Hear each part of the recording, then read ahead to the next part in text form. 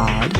There's something missing that should be here. If the puncture wound in the abdomen is the true cause of death, I can't make any more rash decisions. I need to think cautiously.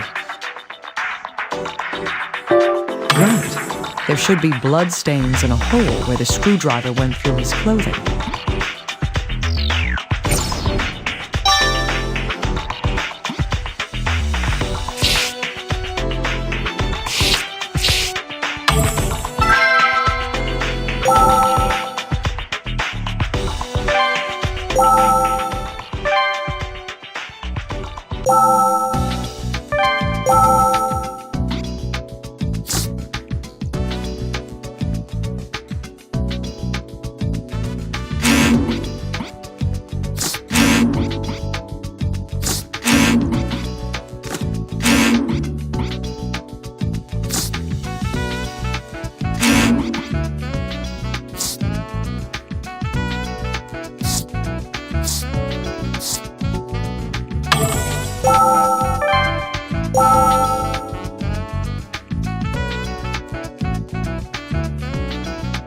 Yes?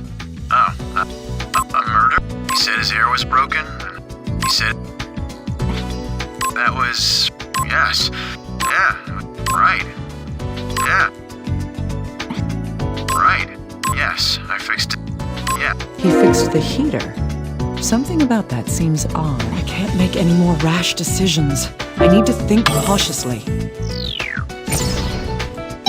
Yes, the deceased's neighbor mentioned that. Summer has already started. And yet, on the day of the incident, the deceased wanted to have his heater repaired? There's something strange about this after all.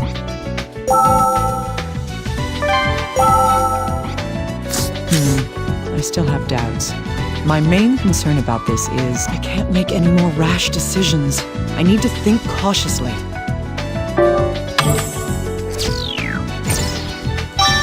Yes. Fans circulate air within a room. If the owner was having his air system fixed, the fan should have been considered part of it. Why then would the electrician fix only the heater and not the ceiling fan? Yes, these two pieces can be combined into one. The rope wrapped around the ceiling fan is what caused it to break. The question now is why there was a rope around it in the first place.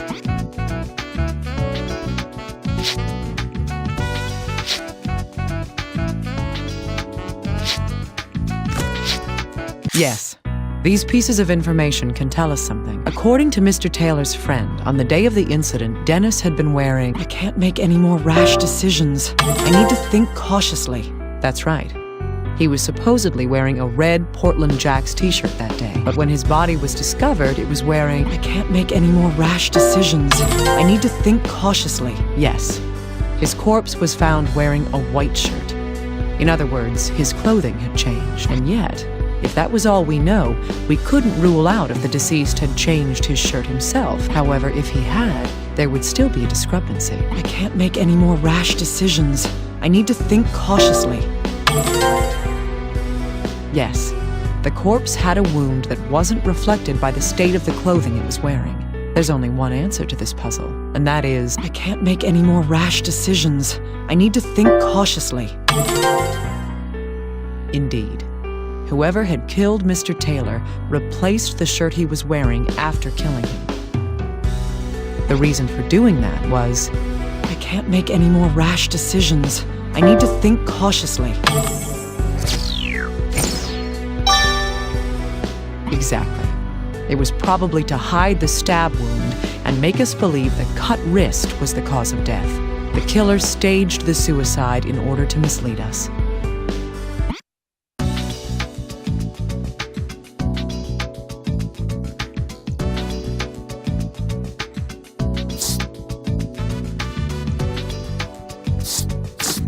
The fire began near the fallen table. Calcium hydroxide was found in the substance on the floor there. Calcium hydroxide is formed through the reaction of quicklime and water. That reaction creates something else as well. I can't make any more rash decisions. I need to think cautiously.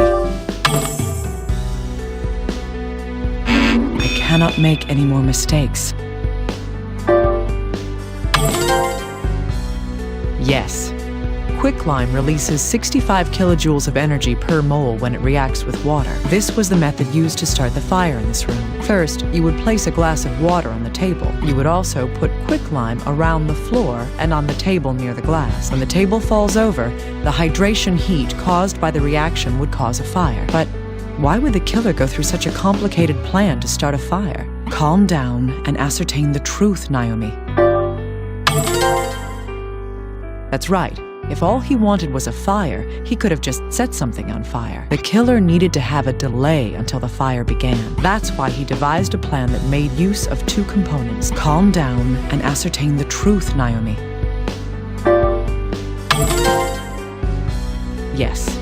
This trick relied on the ceiling fan and a rope. The killer wrapped one end of the rope around the fan and tied the other to a table leg. When the fan activated according to its timer, the fan wound the rope up, flipping the table over and spilling the water onto the quicklime. However, there's still one basic question left to be asked. Why did the killer have to set the room on fire in the first place? Why go through this extravagant setup to make it happen? The reason for that is, calm down and ascertain the truth, Naomi.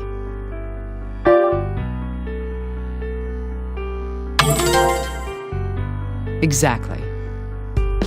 Due to the fact that there was nothing flammable added to the body itself, the culprit never intended for the corpse and the evidence to be destroyed in the fire. Instead, the killer wanted to cause a commotion that would draw attention to the corpse. Now then, why would that be? Calm down and ascertain the truth, Naomi.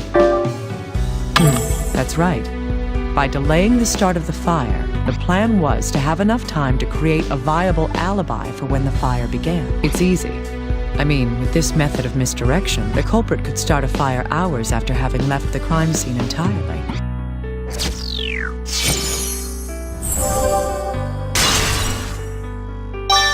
This is the entire truth behind this mysterious arson. I see. These two are related. There are no vital reactions to the broken finger. That means the damage occurred after death. Considering that the killer must have changed the victim's clothing after death, calm down and ascertain the truth, Naomi.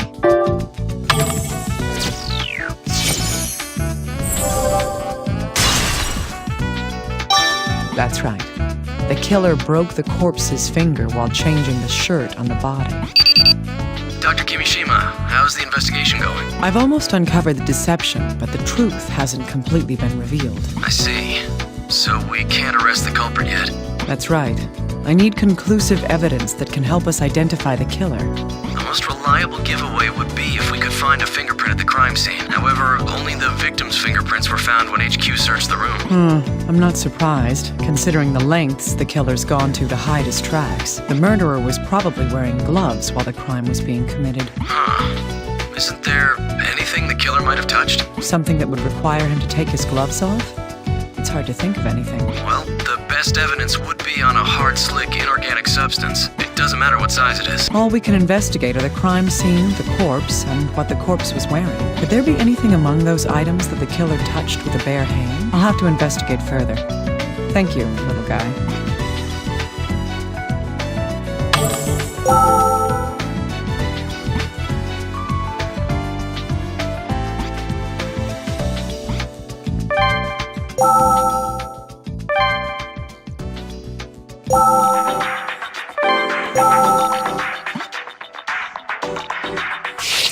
The killer put this shirt on the victim's corpse after the murder took place. That would mean that the killer would have had to button the shirt up as well.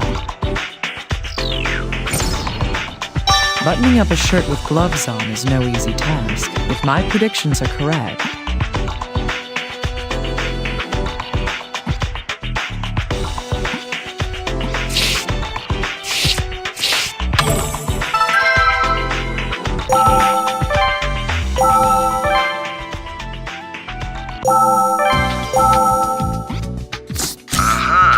The buttons on the victim's clothes, huh? I'll look into them right away. One moment, please.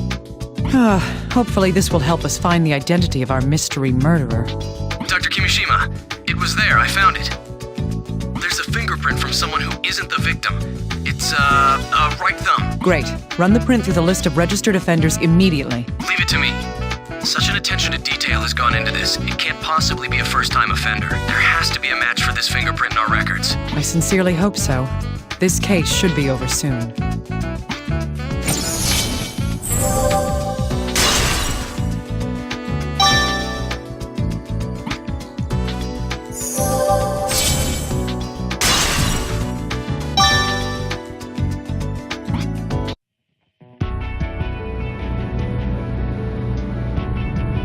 The dead shall speak. Let's put together the truth of what happened here. The victim in this case is 30-year-old Dennis Taylor. As there's no motive for murder, it's a suspected suicide. However, the victim had a hidden other side. This card is the one with proof of that.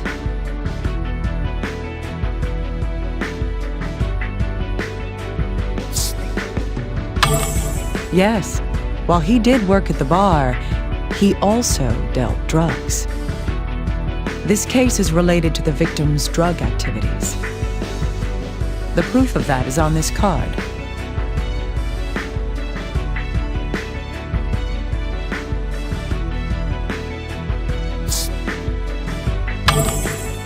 Indeed, the drugs hidden behind the shelf were missing. The killer went into Taylor's room to kill him for his drugs. The real cause of the victim's death can tell us that.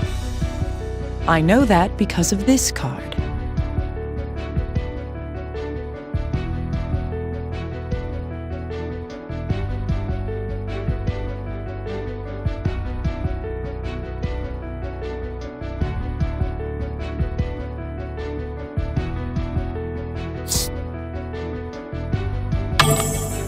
Right. The wound on the wrist was not the true cause. Next, the killer disguised the murder as a suicide. This card proves the misdirection used to hide the murder.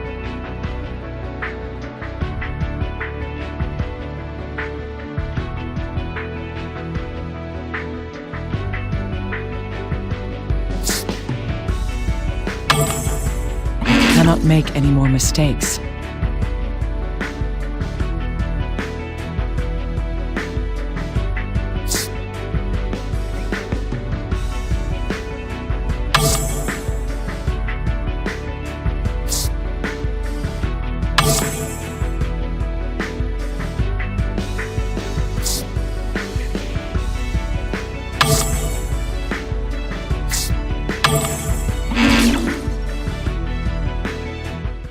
So, help us, please.